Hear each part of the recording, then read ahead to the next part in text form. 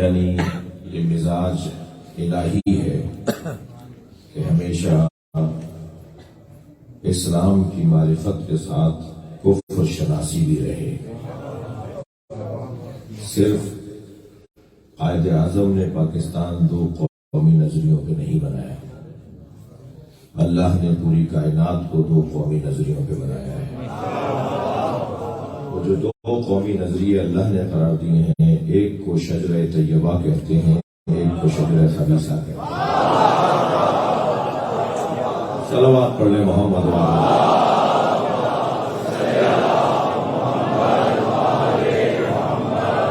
وہ جو دو قومی نظریے اللہ نے قرار دیے، ایک کو آیات محکمات کہتے ہیں اور ایک کو آیات متشابہات کہتے ہیں.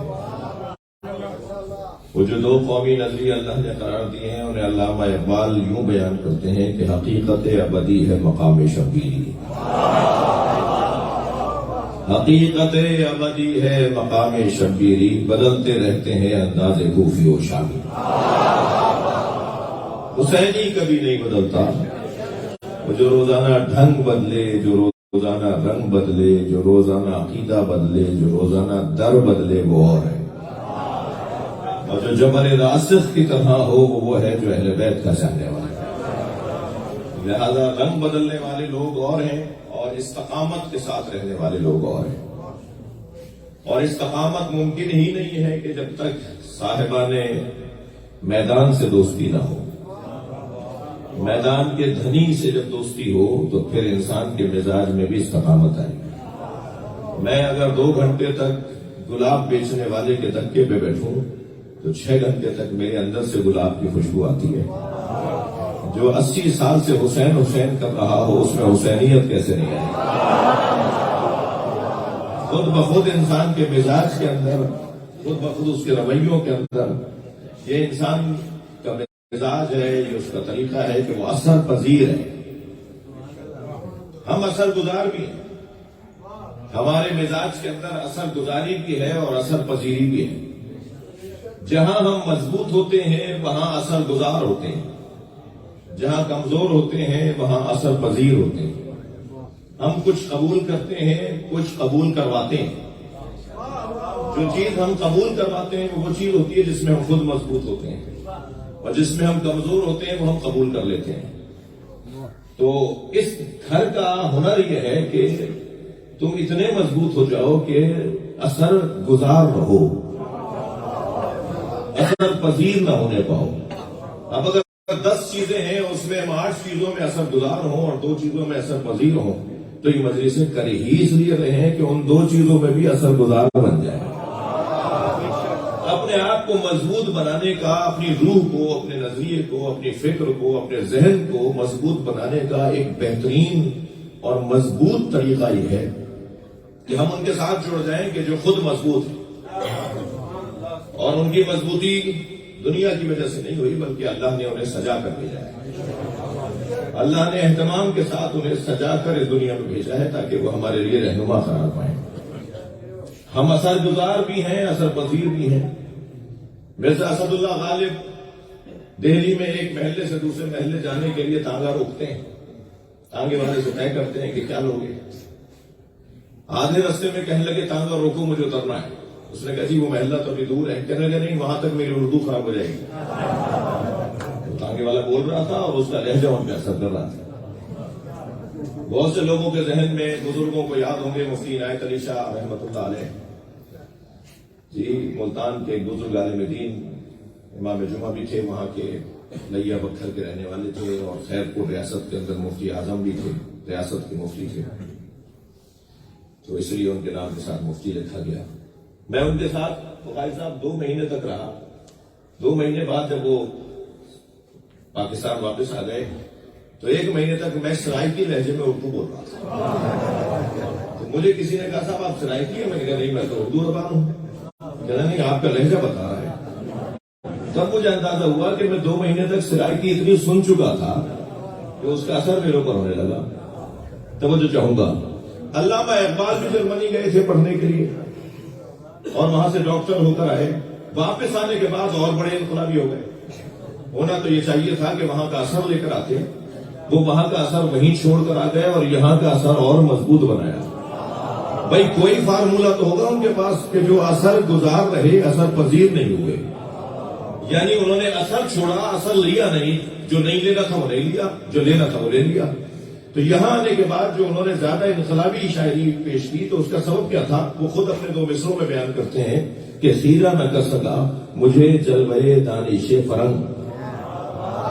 یہ مغرب کی چمکتی ہوئی بلڈنگ ہے اور وہاں کی چمڑیاں اور وہاں کے لباس مجھے متاثر نہیں کر پائے. خیرہ نہ کر سکا مجھے جلوے دانش فرنگ، سرما ہے میری آنکھ کا خاک مدینہ و نجف. صلوات پڑھیں گے محمد والے.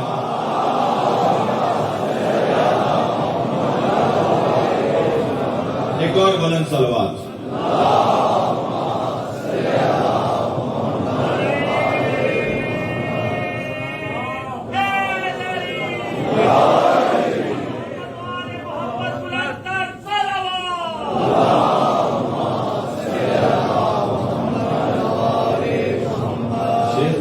کا 1000 کا صدقہ بھی 1 لاکھ کے برابر ہے. یہ ایک صلوات اور پڑھ لیں محمد. اس سے بلند اور بہتر صلوات.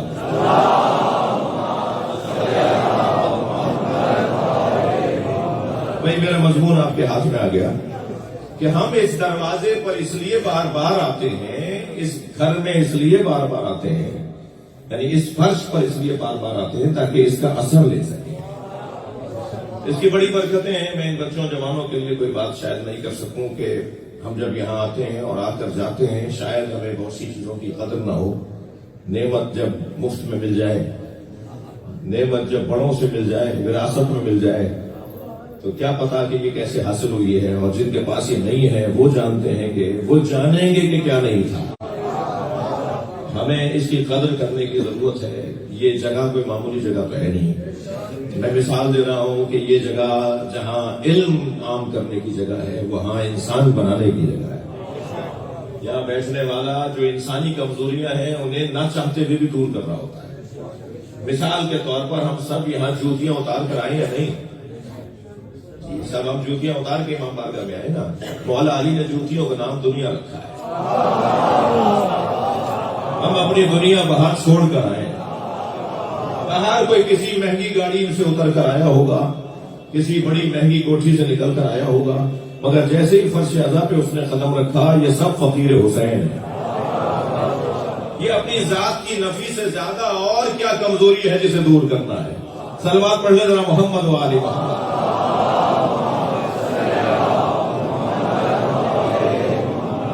والذین ينفقون فی السراء والضراء. ایک قبیلہ، ایک خانوادہ، ایک خاندان، ایک شجرہ، ایک طیبہ گھرانہ، طیب گھرانہ، اس کی اللہ تعریف کر رہا ہے. اور وہ لوگ الذین، وہ لوگ ينفقون فی السراء والضراء جو بخشتے ہیں، دیتے ہیں. یعنی اللہ نے اہل بیت کی تعریف میں آغاز اس بات سے کیا ہے کہ ایک گھرانہ ایسا ہے جو دیتا ہے. یعنی سخاوت کو، اچھا سخاوت البتہ سخاوت صرف دینے کو سخاوت نہیں، کس کیفیت سے دینا اس کی تعریف بدلتی چلی جائے گی. یعنی سخاوت کی تعریف بدلے گی اگر کیفیت بدلے گی. یا یوں کہہ دوں کہ اگر دینے کا انداز بدلے گا تو پھر سخاوت کا عنوان بھی بدلے گا. یہاں لفظ سخاوت ترجمہ کرنا میرے لیے مشکل ہوگا کیونکہ اگر یہاں صرف اور صرف ينفقون ہوتا نا، لن تنالوا البر حتى تنفقوا مما تحبون، 4 سپارے کی پہلی آیت ہے. وہ نیکی کرنے والا شمار ہی نہیں ہو سکتا، وہ نیکوکار ہو ہی نہیں سکتا جو اس میں سے کچھ نہ دے جو ہم نے اسے دیا ہے. اچھا، مما تحبون، ينفقون مما تحبون، جسے وہ چاہتا ہے جو اس کے پاس چیز ہے اس میں سے کچھ مانگا ہے اللہ نے. 10واں حصہ، 5واں حصہ، کچھ ہوا نا. اگر وہ آدھا ہوتا، 80% ہوتا تو کچھ نہیں ہوتا. کچھ تو ہوگا کہ جب 5واں حصہ، جی 5 میں سے 5واں حصہ، 5 گنتیاں بنائی اس میں سے 5واں، 10 میں سے دو تو کچھ کہلائے گا. کچھ اس میں سے جسے وہ چاہتا ہے اس میں سے کچھ جب تک نہیں دے گا وہ نیکی کرنے والا شمار نہیں ہوگا.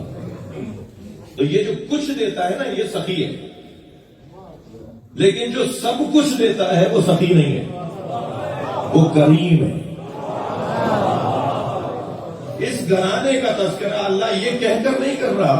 اگر یہاں ہوتا ينفقون کا لفظ ہوتا صرف اور صرف آیت کے اندر تو پھر سخاوت کا عنوان آتا کہ یہ گھرانہ سخی گھرانہ ہے. سخی تو ان کے نوکر ہیں، سخی تو ان کے نام پر جینے والے لوگ ہیں، سخی تو ان کا مقداد ہے، میسم ہے، قمبر ہے. سخی ان سے جڑنے والا ہر فرد ہو جاتا ہے. میں نے ابھی تمیلی بیان میں کہا کہ ہم اثر پذیر ہیں اور اہل بیت کو اللہ نے اتنا مضبوط بنایا ہے کہ وہ اثر چھوڑنے والے لوگ ہیں، اثر قبول کرنے والے لوگ ہیں. آپ نے غور فرمایا جو بتوں کے درمیان آیا ہو اس کے دل میں بال برابر تو بتوں کی محبت ہوتی، مگر نبی نے فرمایا علی ہی بت توڑے گا. یعنی خانہ کعبہ میں جب دنیا میں آئیے یہ اعتراض بھی کرتے ہیں کہ صاحب یہ کون سی فضیلت ہے، کہتے ہیں یہ حضرات نعرے لگاتے ہیں جی مولود کعبہ، کعبے میں ولادت. اور اگر مولود کعبہ تھے تو اس وقت تو کعبے کے اندر بت رکھے ہوئے تھے، تو بتوں کے درمیان علی آئے تھے. تو ہم بھی تو یہی سمجھانا چاہتے ہیں جو زمانے کا اثر لے وہ تمہارے قبیلے میں ہوگا. جس کے مرید ہیں وہ زمانے سے اثر نہیں لیتا، زمانے پہ اثر چھوڑتا ہے. ہر قبیلے کا بت تھا. بڑے اطمینان سے طالب علمانہ انداز میں کہوں گا مگر بنی ہاشم کا کوئی بت ہمیں ثابت کرے کہ بنی ہاشم کے بت کا نام کیا تھا. یہ سارا گھرانہ موحد گھرانہ، دین حنیف پر قائم رہنے والا گھرانہ، مومن نہیں مومن ساز گھرانہ. اس گھرانے کی قدر و قیمت شاید بہت سو کو جب ہوگی کہ جب آنکھیں بند ہوگی. میں لفظوں کو اور بہتر کرتا ہوں، کچھ لوگوں کی تو آنکھیں کھلیں گی ہی تب جب آنکھیں بند ہوگی.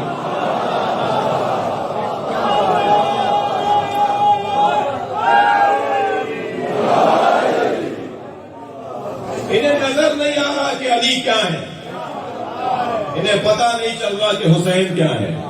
میرا اور آپ کا کام اذان دیتے رہنا ہے، صفیں خود لگیں گی. آہستہ آہستہ لوگ اس دروازے کے مرید ہوتے جا رہے ہیں. ہمیں تھوڑی اور محنت اور اہتمام بڑھانے کی ضرورت ہے. الحمدللہ مقدمہ آپ کا مضبوط ہو رہا ہے.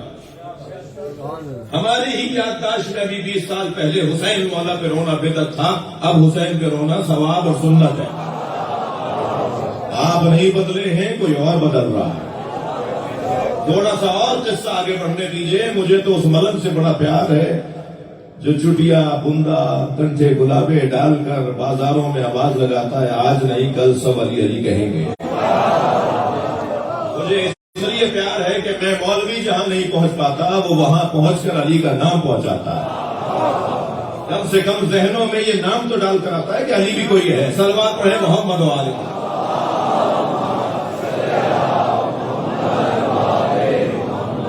ہر فرد مولا علی کی محبت کا مبلغ بن جائے. صرف ممبر کا کام نہ ہو، صرف اس حلیے والوں کا کام نہ ہو، بلکہ یہ چھوٹا سا بچہ بھی، وہ بزرگ بھی، وہ ڈاکٹر بھی، وہ انجینئر بھی، وہ سیاستدان بھی، اگر ہر شخص، وہ سنی بھی، وہ شیعہ بھی، اگر ہر شخص محبت علی کا مبلغ بن جائے تو اس سے بڑی عبادت کوئی نہیں.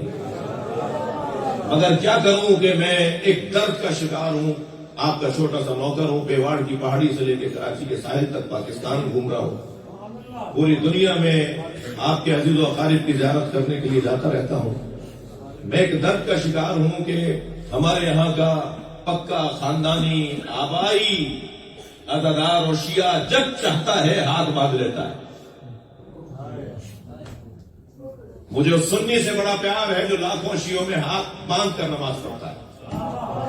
کربلا میں، نجف میں، مشہد میں لاکھوں شیعوں کے درمیان 2 4 5 10 20 ہمیں نظر آ رہے ہوتے ہیں جو ہاتھ باندھے ہوئے نماز پڑھ رہے ہوتے ہیں. مجھے بہت اچھا لگتا ہے وہ 2 وجہ سے. ایک تو اس وجہ سے اچھا لگتا ہے کہ وہ ہاتھ باندھ کر شیعوں کے درمیان نماز پڑھ کر بتاتا ہے کہ جو دین میں نے سمجھا ہے اس پہ عمل کرنے کی جرات بھی رکھتا ہوں. بہادروں سے تو ویسے ہی ہمیں پیار ہونا چاہیے.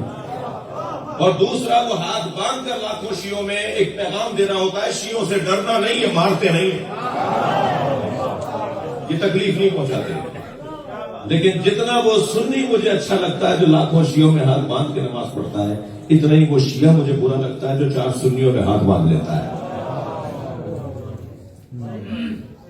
ہمارے یہاں کے افسران, ہمارے یہاں کے گریڈ یافتہ افسران, سیکرٹری, وزراء, کوئی ناراض نہ ہو, میں جنہیں کہہ رہا ہوں, آپ کو جو کہہ ہی نہیں رہا تو ناراض آپ کیوں ہو رہے ہیں؟ جو کرے گا, جو ایسا کرتا ہے, اس پہ ناراض ہو رہا ہوں. اس لیے کہ ان کی وجہ سے, ان حیثیت والوں کی وجہ سے ہمارے گلی کوچے کے شیعہ پریشان ہیں آج. وہ جو پورے گاؤں میں ایک علم لگائے بیٹھا ہے نا, وہ تنہا محسوس ہوتا ہے کہ جب افسران ساتھ نہیں دیتے. تمہیں شرمندگی یہ ہے کہ علی کو مانتے ہو؟ سینہ ٹھوک کے کہو جعفر صادق کا مرید ہو. جب تک یہ خوف نہیں نکلے گا ہمارے افسروں کے تحت, صلوات پڑھ لیں ذرا محمد والے, مسئلہ حل ہونے والا نہیں ہے. جلوس لے کے چلے غریب, حلقے میں ماتم کرے غریب, علم سجائے غریب, جی تابوت کو کاندھا دے غریب, اور امیر معتبر ہے. کم سے کم اتنی ہی خدمت کرو. آپ کے توسط سے میں کسی کو کہہ رہا ہوں بھائی, جی جی جی جی میں یہاں بھی کچھ چہرے اترتے ہوئے دیکھ رہا ہوں, تو ناراض نہیں ہوں, میری ذمہ داری ہے کہ میں جو کہہ رہا ہوں وہ کہہ رہا ہوں.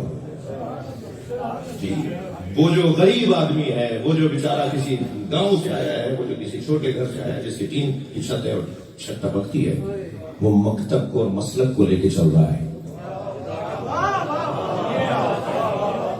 آج ایک مظلوم امام کی شہادت کی تاریخ ہے.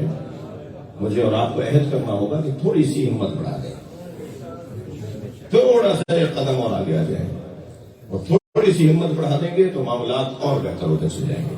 یہ پاکستان ہمارے بڑوں نے بنایا تھا, ہم بچائیں گے. پاکستان کو کسی مشہور سپر پاور ملک کی کالونی نہیں بننے دیں گے. اور یہ اسی صورت میں ممکن ہے کہ جب ہماری توجہ یہ کرنا ہو. اگر 2 دن پہلے آپ کی ایٹمی صلاحیتوں کا وزٹ کسی ملک کے افسران کو کروا دیا گیا ہو تو کیا اشارہ ہے؟ کیا اشارہ ہے؟ جہاں پرندہ پر نہیں مار سکتا تھا, باہر کے ممالک کے لوگوں نے 2 دن پہلے وزٹ کر لیا ہے. پاکستان کو لا الہ الا اللہ محمد الرسول اللہ اور علی ولی اللہ پڑھنے والوں نے بنایا ہے. یہ بہت روشن پیغام ہونا چاہیے کہ ہم کسی طور بھی پاکستان کو کسی کی کالونی نہیں بننے دیں گے. اس دعا کی قبولیت کے لیے باب الحوائج کے دروازے پر بلندتر صلوات پڑھیں.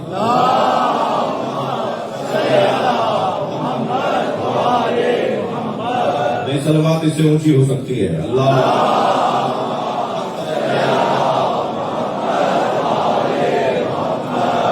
دوبارہ میں امام بارگاہ میں آ جائیے, ایک صلوات پڑھ کر.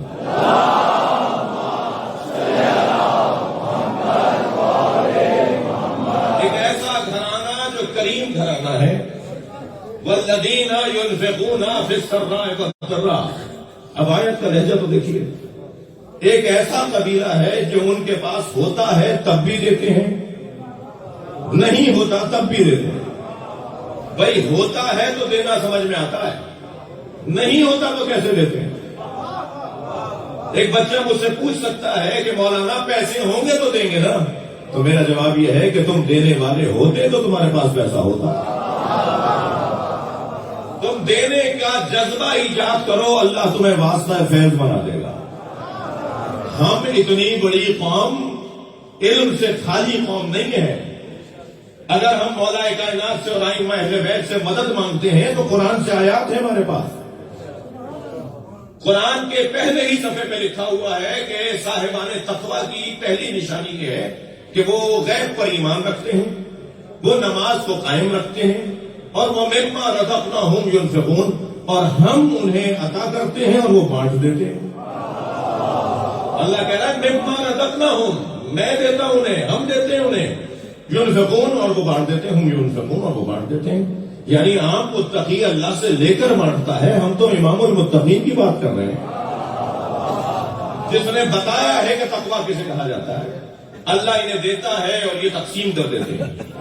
یعنی عام متقی اگر اللہ سے لے کر تقسیم کرتا ہو تو پھر یہ کیا غلط ہوگا کہ ہم کہیں کہ ہم اس سے مانگ رہے ہیں جو متقی ساز ہے، جو متقی بنانے والا ہے.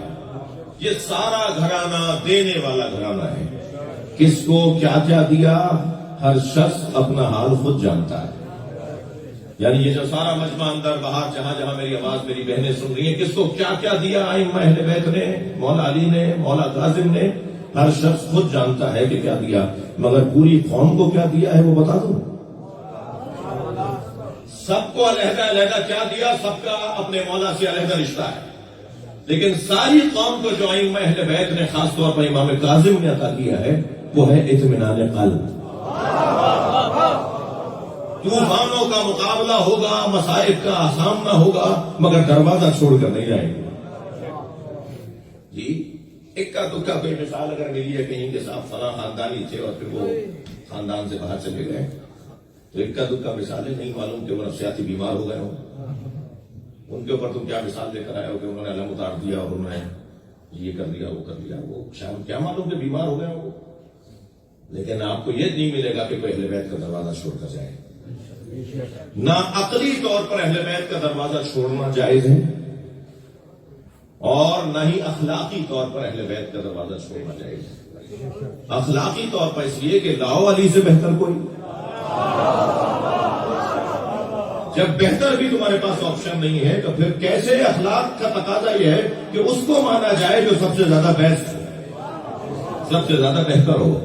ہر جگہ ایک ہی آواز کے میرٹ پہ تقرریاں ہونی چاہیے، میرٹ پہ داخلے ہونے چاہیے، میرٹ پہ پارٹی ٹکٹس ملنے چاہیے، میرٹ پہ تبادلے ہونے چاہیے. ہم بھی تو 1400 سال سے یہی کہہ رہے ہیں کہ نبی کے بعد میرٹ پہ ماننا چاہیے. صلوات پڑھ لیں محمد و آل محمد. اب وہ جو قابلیت اور اہلیت ہے وہ قرآن کی اس آیت میں بیان ہو رہی ہے. والذین ينفقون فی السراء والضراء. ایک قبیلہ ایسا بھی ہے کہ جو صرف اور صرف دینے کے لیے پیدا ہوا ہے، دینے کے لیے صرف پیدا ہوا ہے. میرے بچوں جوانوں، معاشرے کی تباہی کا موٹا سبب، میں امام موسیٰ کاظم کے دسترخوان پہ آپ کو لے کے بیٹھا ہوں، معاشرے کی تباہی کا ایک روشن اور موٹا سبب یہ ہے کہ یہاں لینے والے زیادہ ہیں، دینے والے کم ہیں. ایوانوں سے لے کر دروازوں، گاڑیوں کے دروازے کھولنے والوں تک. میں نے ایوانوں کہا ہے، اب خود جائیے گا میں کس ایوان کی بات کر رہا ہوں. ایوانوں سے لے کر اور گاڑیوں کے دروازے کھولنے پر، ٹائروں کو دھونے والوں تک، گاڑیوں کے ٹائر دھونے والوں تک، اس پورے ملک کے اندر، ہمارے معاشرے کے اندر لینے والا ہی نظر آ رہا ہے. کوئی دینے والا بھی تو ہو. مولا علی کے حکم کے مطابق افسران کی ایسی بھاری بھاری تنخواہوں کے باوجود بھی ان کی جیب خالی ہے. جی چھوٹی سی مثال دے رہا ہوں. اب میری مثال کے بعد ذرا آپ آبادیوں میں اس بات کو چیک کر لیجیے گا. یہ بھوسی ٹکڑے خریدنے والے جو آتے ہیں گلیوں میں ریڈی لے کر، انہیں بھوسی ٹکڑے نہیں مل رہے. اس لیے کہ پہلے گھر میں مثلاً ایک روٹی اضافی پکائی جاتی تھی کہ کسی کو زیادہ بھوک ہو تو وہ زیادہ کھا لے. لیکن اب ایک روٹی کم پکائی جا رہی ہے. جی بھائی مجھے تو آپ دینا، میں گلبرگ میں ہی مجلس پڑھوں، موچی دروازے میں تو پڑھوں گا ہی، مگر یہاں بھی تو سن لیجیے. اب وہ ایک روٹی کم پکائی جا رہی ہے. بھوسی ٹکڑے والوں کو روٹیاں نہیں مل رہی. یہ میں 8-10 شہروں میں یہ بات جب ایک جگہ سے مجھے پتا چلی تو پھر میں نے اس کے اوپر کام کیا ہے. وہ جو 6 لاکھ بھر کے بھوسی ٹکڑے لے جاتے تھے اور بیچتے تھے، اب ان کو بے مشکل 10 گھروں میں ایک گھر سے مل رہی ہے. یہ حالت ہوئی بھی ہے ملک کی. یہاں جسے دیکھو لینے والا ہے، پیٹ ہی نہیں بھر رہا، جیبیں ہی نہیں بھر رہی، گاڑیاں مہنگی سی مہنگی خریدی جا رہی ہیں. جب تک دینے والے معاشرے میں نہیں ہوں گے، بھائی آپ اس امام بارگاہ اس مجلس کی مثال لے لیجیے. فرض کیجیے ظاہر بخاری صاحب اس مجمع کے لیے تبرک کا اہتمام کریں کہ بھائی دروازے پہ ٹوکرا لے کے فہیم آدمی کھڑے ہوں گے اور وہ بانٹیں گے, اور دروازہ ایک کھلا ہوا ہو اور لینے والے ہزار ہو تو کیا ہوگا؟ دھکا بھی لگ سکتا ہے, انگوٹھا بھی چل سکتا ہے, جی اور بہت کچھ ہو سکتا ہے. اور آوازیں لگیں گی مجھے دے دو, کہے گا پہلے مجھے دے دو, ارے مجھے دیر ہو رہی ہے, ٹھیک چلانا بھی ہو سکتا ہے. تو بخاری صاحب دیکھیں صاحب ایک دروازے سے تو مسئلہ حل نہیں ہوگا, ایک اور کھول دو, پھر مجمع تقسیم ہو جائے گا, پھر ایک اور کھول دو. تو جیسے جیسے دینے والے بڑھیں گے نا ایسے ایسے مسئلہ کم ہوتا جائے گا. دینے والوں کو بڑھانے کا پیغام اہل بیت کا پیغام. امت سے اللہ نے کچھ مانگا تھا, اہل بیت امت کے مطابق کچھ دے دیتے تب بھی سخی کہلاتے, مگر یہ وہ گھرانہ ہے جنہوں نے سب کچھ دے دیا, جن کا کام صرف اور صرف جن کو بنایا ہی اللہ نے دینے والا بنایا, جن کے مزاج میں دینا پایا جاتا ہے, جن کے ہاں عطا ہی عطا پائی جاتی ہے. خاص طور پر ان کا عجیب حسن تھا. بھائی میں ان بچوں سے بات کر رہا ہوں, اس گھرانے کا حسن ہی کچھ اور, اپنے دشمنوں کو زیادہ نوازتے تھے. بیٹھے رہو اور یہ جان کر اسے روک لیتے تھے کہ یہ کہاں جائے گا, یہ کہاں ملے یا بھوکا رہے. ویسے کب دھتکارا ہے, ان کا نام دینے کا کام ہے, بخشنے والا گھرانا ہے, دینے والا گھرانا ہے اور ہمیشہ دینے والا گھرانا ہے.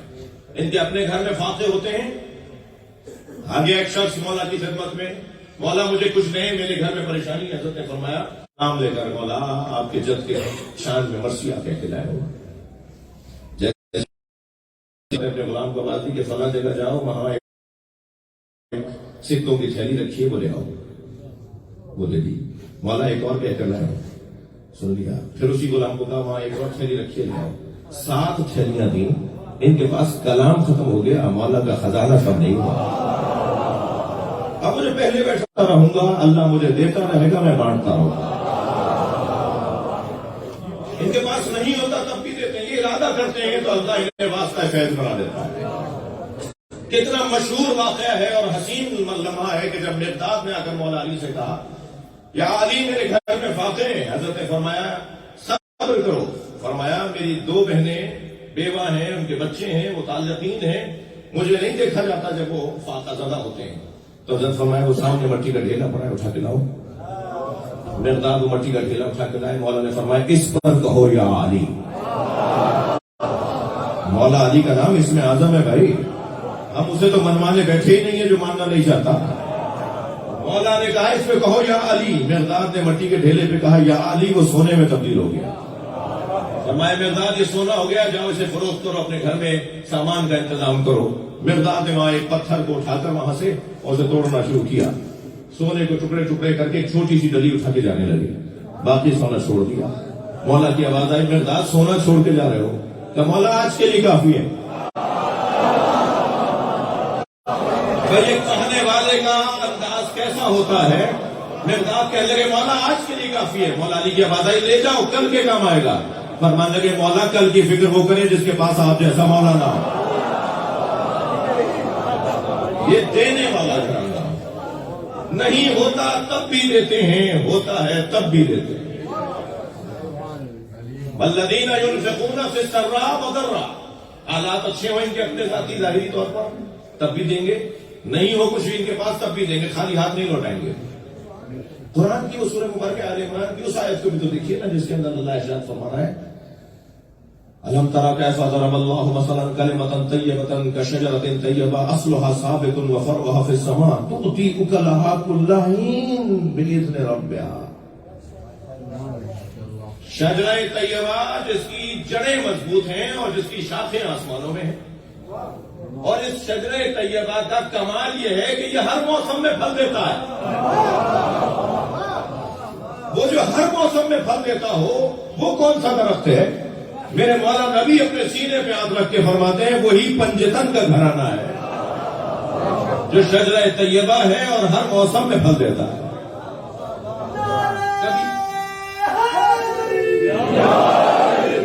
کبھی ایسا نہیں ہوا کہ کسی نے ان سے طلب کیا ہو اور انہوں نے نہ دیا ہو. بھائی میرے پاس گنجائش بہت کم ہے. ایک ہی مجلس ہے مولا امام قاسم کاظم کی شہادت کی. آج کی مجلس کا عنوان مختلف ہے, اس لیے مجھے خوف بھی ہے کہ کہیں میں اصلی مضمون تک پہنچنے میں دیر نہ ہو جائے. مگر اتنا ضرور عرض کرتا جاؤں گا کہ اس گھرانے کا کام دینا ہے. جیسے شاعر محترم تشریف فرمائے, جیسے شاعری میں آمد اور آورد کی کیفیت ہوتی ہے. ایک مرتبہ تو قلم اٹھائے بغیر پورا کلام ہو جاتا ہے, اور کبھی ایک مصرے میں شاعر ایک ہفتے تک اٹکا رہتا ہے. وہ جو بغیر توقف کے 20 شعر کہتا چلا جاتا ہے, یہ آمد ہے. اور جب ایک مصرع بھی نہیں ہو رہا, ہفتہ گزر گیا اور پھر بہرحال سر پہ آ گئی محفل کل پڑھنی ہے اور مصرع ہی نہیں ہو کے دے رہا, تو بھرتی کا شعر وہ لکھ دیتے ہیں. جی بھرتی کا شعر, وہ جو بھرتی کا شعر لکھا جاتا ہے جس میں وزن پورا ہو, جس میں قافیہ بھی ہو, جس میں ردیف بھی ہو, مگر بس مصرع ہو. شاید بہت سارے سننے والے تو اس میں بھی سبحان اللہ بولتے ہیں, مگر شاعر کو پتا ہوتا ہے کہ بھرتی کا شعر ہے. وہ جو بھرتی کا شعر اور مصرع ہوتا ہے اسے آورد کہتے ہیں, زبردستی وزن پورا کرنے والا شعر. عزیزان گرامی, ہم تو تکلف کر کر کے کسی فقیر کو کچھ دیتے ہیں نا. اس گھرانے کی کیفیت یہ ہے کہ مانگنے والا وَيُطْعِمُونَ الطَّعَامَ عَلَىٰ حُبِّهِ مِسْكِينًا وَيَتِيمًا وَأَسِيرًا. مانگنے والا یتیم تھا, مسکین تھا, اسیر تھا, مساکین نہیں تھے, یتامہ نہیں تھے, اسرا نہیں تھے. مانگنے والا ایک تھا, روٹیاں 5 ملی. بھائی کوئی ہاتھ جوڑ کر مولا علی سے کہے مولا ایک روٹی اسے دے دیتے, باقی روٹیوں سے خود افطار کر لیتے, تو مولا کی آواز آئے گی مانگنے والے نے کب کہا تھا کہ علی کی روٹی چاہیے. دروازے پر مانگ رہا ہے, جتنے رہتے ہیں سب عطا کریں گے. صلوات رہے محمد و آل محمد.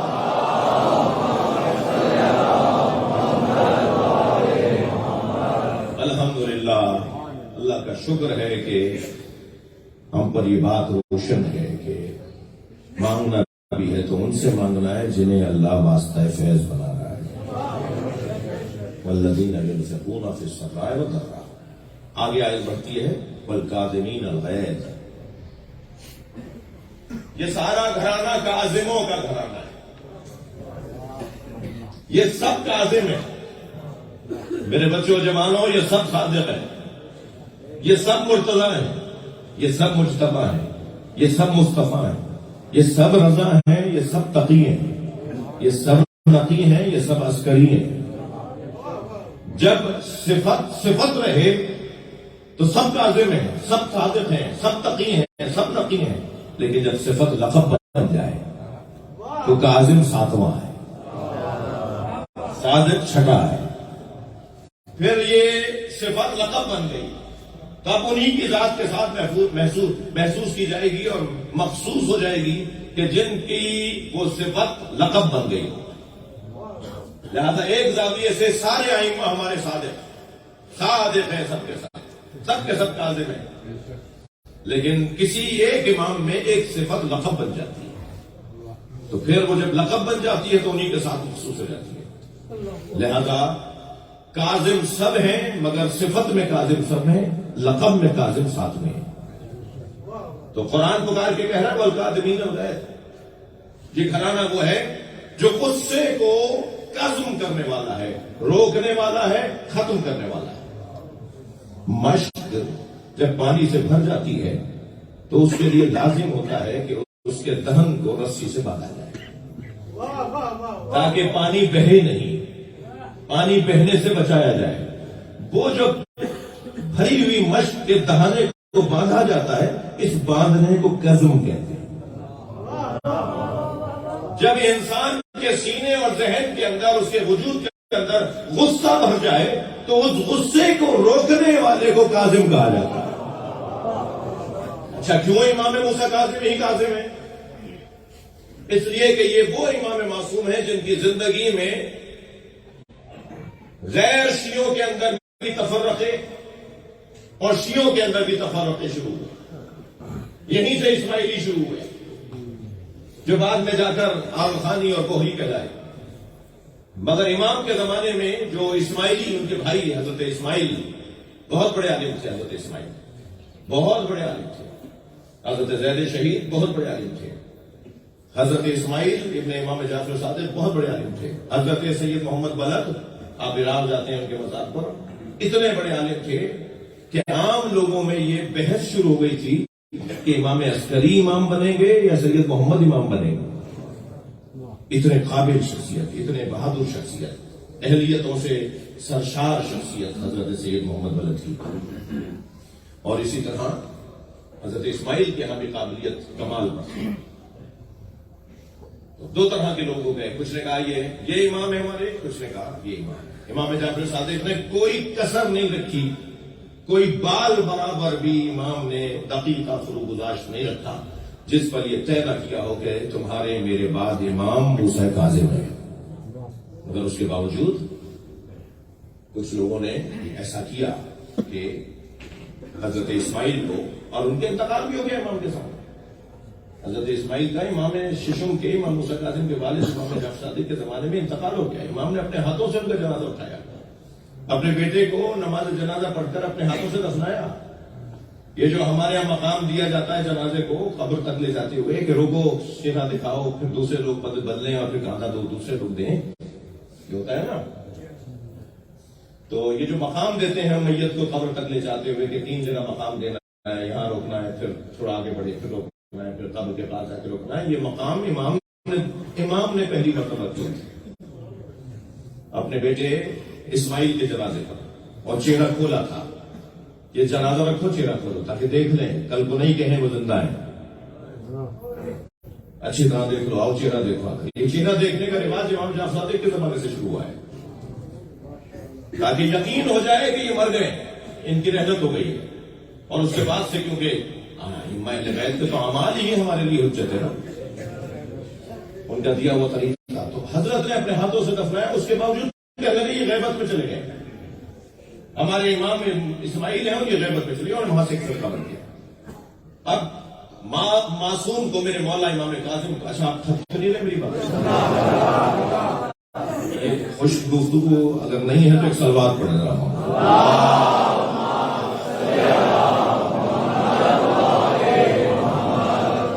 اس کے باوجود کہ امام کو معلوم تھا کہ یہ جو لوگ یہ نظریہ رکھتے ہیں اور اسماعیل کو میری جگہ امام مانتے ہیں, اس کے باوجود انہی کے ساتھ بیٹھتے بھی تھے, انہی کی باتیں سنتے بھی تھے, انہیں عطا بھی کرتے تھے, انہیں نوازتے بھی تھے. یعنی اپنے علمی مخالفوں کو بھی, سماجی سیاسی مخالفوں کو بھی امام اپنے پاس بٹھاتے تھے, ان سے ملاقات کرتے تھے. مجھے پتا ہو میرے برابر بیٹھنے والا ابھی اٹھ کر آیا ہے کہیں سے اور میرے خلاف سازشیں کر کر آیا ہے, پھر بھی میں اسے پانی پیش کروں, پھر بھی میں اسے چائے پیش کروں مثلاً, پھر بھی میں اس کے لیے دسترخوان بچھاؤں, تو اسی کی وجہ سے تو کاظم کہا جاتا ہے. ورنہ تو میں تو اپنے دشمن کو, ہم تو اپنے دشمن کو, مخالف کو دیکھ کر ایک مرتبہ ہماری طبیعت خراب ہونے لگتی ہے, جس کے بارے میں ہمیں یقین ہو کہ یہ ہمارا دشمن ہے, ہمارا مخالف ہے, تبھی امام کاظم کہلائے. ائمہ اہل بیت میں, مجھے معاف کیجیے گا اگر 5-8 منٹ لیٹ ہو جاؤں, ائمہ اہل بیت میں سب سے زیادہ معجزے جس امام سے ظاہر ہوئے ہیں وہ امام موسیٰ کاظم ہے. سب سے زیادہ معجزے جس سے ظاہر ہوئے ہیں,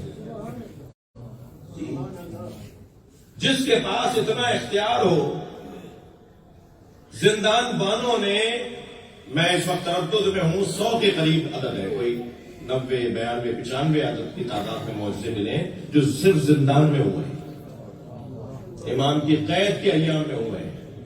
مثلاً ایک دن حضرت زندان بان کے آتا ہے کہ میں دیکھ رہا تھا میرے سامنے ایک مرتبہ زندان کی چھت ہٹی اور موسیٰ کاظم ایسے جا رہے تھے جیسے وہ کسی تشتری پر اور کسی سواری پر بیٹھے ہوئے ہوں, اور میں نے انہیں آسمانوں میں جاتے ہوئے دیکھا. اور کہتا ہے کہ میرے ہاتھ پیر پھولنے لگے, کپکپانے لگے کہ یہ کیا مطلب دیکھ رہا ہوں. اور یہ پریشانی بڑھ گئی کہ اگر میرا مثلاً بادشاہ اس وقت کا ہارون رشید اگر مجھے پوچھ لے کہ کہاں چلے گئے تو میں کیا جواب دوں گا, میری تو زندگی میرے ہاتھ مجھ سے چھین لی جائے گی. کہتا ہے کہ ابھی میں اس کیفیت میں تھا کہ دوبارہ امام ایسے ہی اتر رہے تھے, اور جب میں نے پوچھا کہ مولا حضرت یہ کیا ہوا, آپ کہاں گئے تھے, اچھا انہیں پتا ہے زندان مان اکثر مولائی ہو جاتے تھے. صلوات پڑھ لینا محمد والا. امام کا زندان بدلنے کا سبب بھی یہ تھا کہ ہر زندان مان امام کے یہ معجزے دیکھ کر توبہ کرتا تھا, معافیاں مانگتا تھا, مگر یہ کہ ڈھونڈا گیا ایسا بندہ کہ جس کی تینت میں خرابی تھی, جس کا خون خراب تھا. صلوات پڑھے ذرا محمد والے.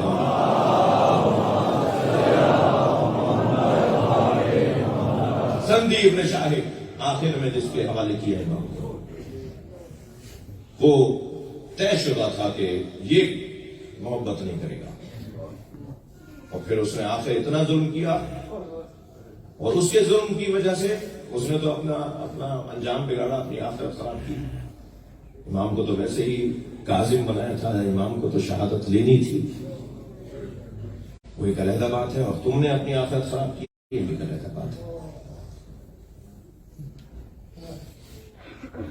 وہ جو شیر کا واقعہ ہے کہ بھوکے شیروں کو چھوڑ دیا امام کے سامنے تاکہ امام کے اوپر وہ حملہ کرے. آپس میں طے کر لیا کہ ہم کہیں گے صاحب جانور کھا گئے.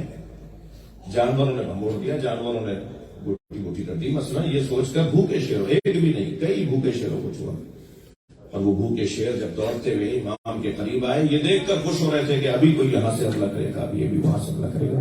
وہ سارے کے سارے امام کے پیروں کا بوسہ دینے لگے. امام ان کے سر پہ ہاتھ پھیرتے رہے, وہ لپٹ لپٹ کے امام سے پیار کرتے رہے. جب اس منظر کو تماشے کے لیے تو دور تک انہوں نے لوگ کھڑے کیے تھے, جب اس منظر کو دیکھ کے لوگ متاثر ہونے لگے کہ کہیں ایسا نہ ہو کہ, تو پھر کیا کیا, پھر آگے بڑھ کر ان شیروں کو پکڑا گیا, اٹھایا گیا کہ ایسا ہو گیا. یہ بہت زندان میں جو امام کے موت سے, جس کے پاس اتنے اختیارات ہوں,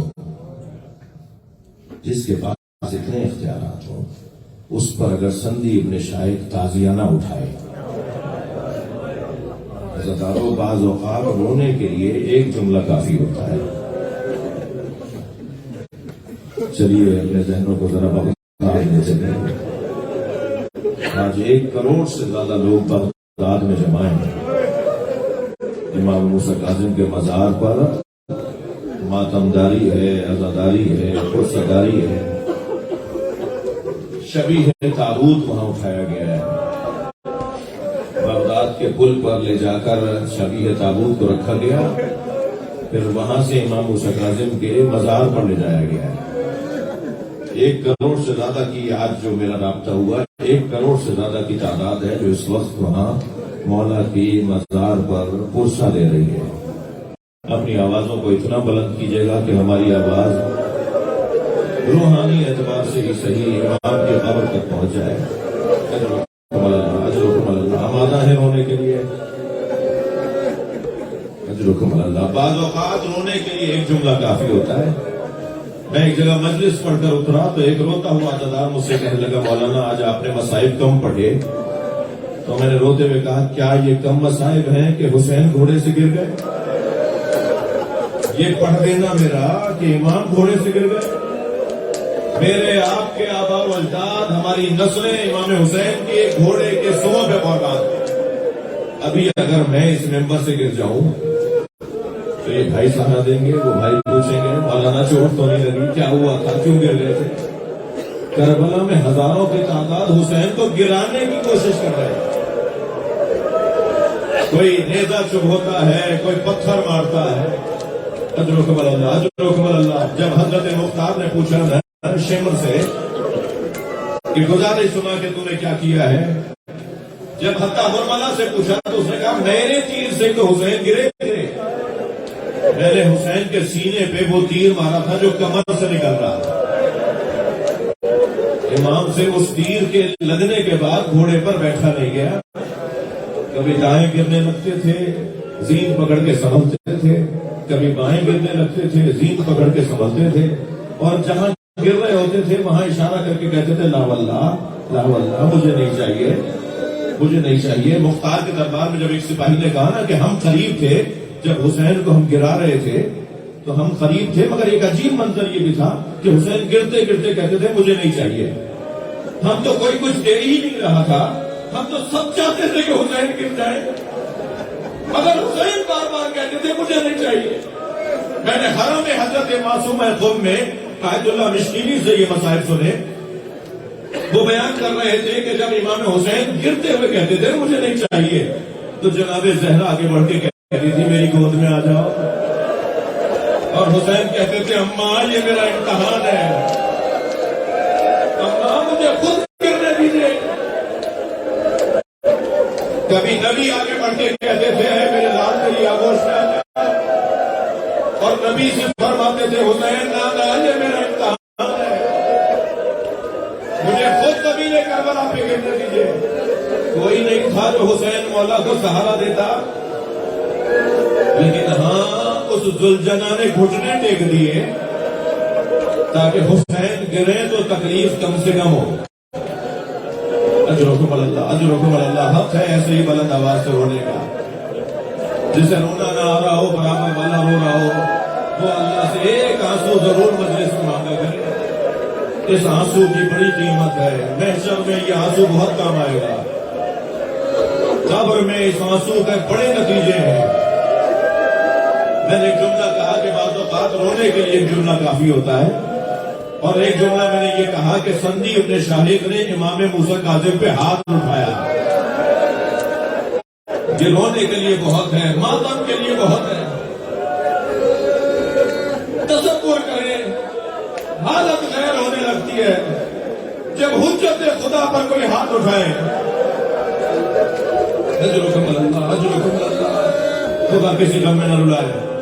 حرم امام حسین میں ذاکر مصائب پڑھ رہا تھا، آیت اللہ شیرازی صاحب فتویٰ تحریم تمباکو وہ مجلس میں بیٹھے تھے، وہ روتے روتے کہنے لگے آہستہ آہستہ پڑھو، تم اتنے سخت سخت مسائل اتنی جلدی جلدی پڑھ رہے ہو، ہمیں رونے تو دو، ایک ایک جملے پر ہمیں غور تو کرنے دو کہ تم کیا پڑھ رہے ہو۔ جب اس نے کہا نا ایک ایسا جملہ کہا جس پہ آیت اللہ شیرازی چیخ مار کے روئے اور 3 گھنٹے بے ہوش رہے، اور وہ جملہ یہ تھا کہ دربار شام میں آواز دی گئی زینب کو دربار میں لایا جائے۔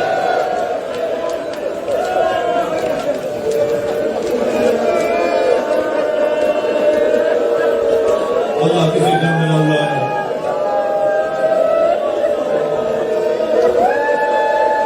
اللہ کسی دن میں نہ لائے، سوائے ہمیں بیٹھ کے ہمیں رونے رلانے والوں میں قرار دے۔ امام موسیٰ کاظم پر سندی ابن شاہق ہاتھ اٹھاتا تھا،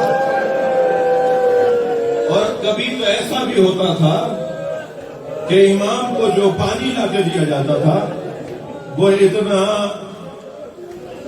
میں کیا لفظ بولوں گا، اتنا بدمزہ ہوتا تھا، اتنا کڑوا اور تلخ ہوتا تھا۔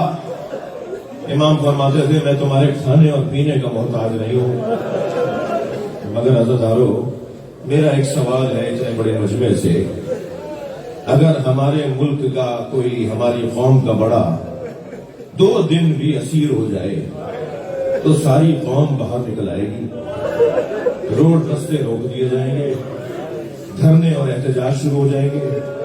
ماتم اس بات کا ہے 14 سال قید میں رہے۔ اس وقت شیعوں کی کیا کیفیت تھی؟ کوئی ایک مثال تو بتائیے جو لوگ باہر نکلے ہوں، جو لوگوں نے احتجاج کیا ہو، حالات کتنے عجیب تھے۔ میں ایک روایت سناؤں گا، اس سے اندازہ ہو جائے گا کہ حالات کیا تھے۔ ہارون رشید کے دربار میں روزانہ محفل طرب سجتی ہے، لہو و لعب کی محفل سجائی جاتی ہے، غزلیں سنائی جاتی ہیں، رقاصاؤں کو، مغنیاؤں کو بلایا جاتا ہے۔ ایک دن اس محفل کے اندر بیٹھے ہوئے ایک شخص نے کہا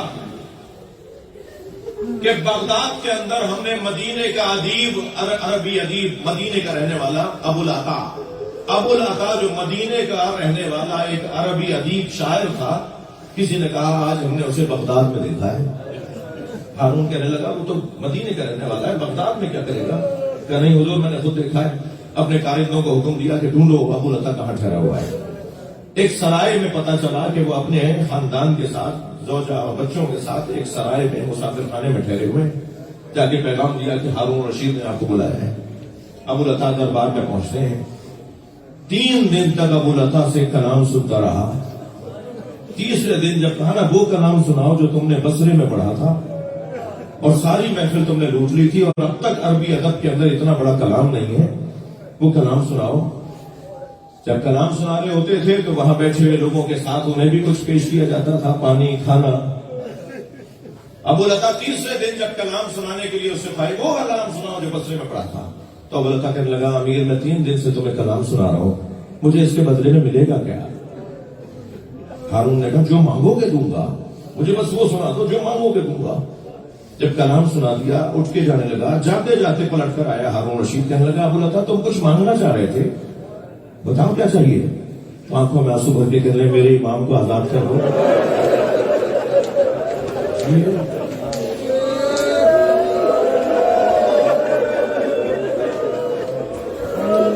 میرا امام تمہارے قید خانے میں، میری شیری، میرے شعر کی وجہ سے، میری کلام کی وجہ سے میرا امام آزاد کر دو۔ کچھ دیر کے لیے سوچتا رہا، کہنے لگا 2 دن بعد آ جانا، زندان کے دروازے پر تمہارے امام کو آزاد کر دیں گے۔ اب آپ سوچ سکتے ہیں ایک شیعہ کی وجہ سے اگر اس کا امام آزاد ہو رہا ہو، ایک چاہنے والے کے لیے کتنا بڑا مقام ہے کہ میری وجہ سے میرا امام آزاد ہو رہا ہے۔ خوشی خوشی اپنے مسافر خانے پہنچے، اپنی زوجہ سے کہا دیکھو میرے شعر کہنے کا آج میں نے نتیجہ لے لیا، میں جو شاعری کرتا تھا آج مجھے اس کا حاصل ہو گیا، میں اپنے امام کو آزاد کروا کے آیا ہوں۔ 2 دن بعد چلیں گے زندان کے دروازے پر اپنے امام کو لے کر آئیں گے۔ 2 دن بعد ابو لتا، ابھی آپ تابوت کی بھی زیارت کریں گے، منظر دیکھیے گا کیا ہے کہ ایک مرتبہ 2 دن کے بعد جب ابو لتا دروازہ زندان پر پہنچا نا تو بار بار دروازہ کھلتا تھا، کبھی کسی اسیر کو لایا جاتا تھا، کبھی کسی کو آزاد کیا جاتا تھا، اور ہر مرتبہ دروازہ کھلنے پہ ابو لتا بڑھ کے کہتا تھا میرا امام بھی تو آج آزاد ہونا ہے، امام موسیٰ کاظم موسیٰ ابن جعفر کو کب آزاد کرو گے؟ تو زندان مان کہتا تھا کبھی ابھی کچھ اور رکو، ابھی کچھ دیر اور رکو، آج تمہارا امام آزاد ہوگا۔ ابو لتا کہتا ہے کہ عصر کا وقت جب شروع ہوا تو دروازہ کھلا، میرے سامنے سے ایک تختے پر جنازہ لے جا رہے تھے، 4 مزدور جنازہ اٹھا کے لے جا رہے